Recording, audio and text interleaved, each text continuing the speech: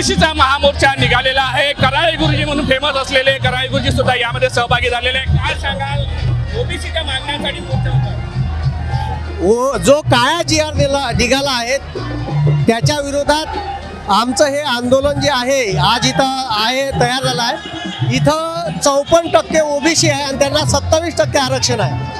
आमचं म्हणणं हे नाही आहे की कोणाला आरक्षण मिळू नये, आरक्षण ज्यांची मागणी आहे त्यांना मिळायला पाहिजे।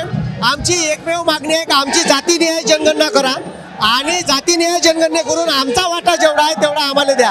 आमच्या तेवढी 2 भाकरी आहे, 40 जण खाणारी आहे।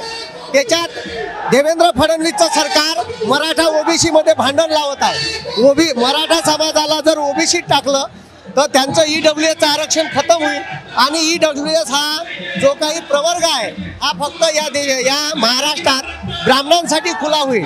ठीक आहे, त्यांच्या मुलांसाठी हा GR काढून मराठा आणि ओबीसीचे वाटेकरी करण्याचा प्रयत्न आहे। हा ओबीसीचे वाटेकरी करण्याचा प्रयत्न आहे आणि जातीत आणि 2 कम्युनिटीमध्ये भांडण लावण्याचा हा प्रकार आहे। म्हणून आमची एकच मागणी आहे, आमची जातीनिहाय जनगणना करा, आमचा वाटा 54 असेल तर 54 आम्हाला द्या।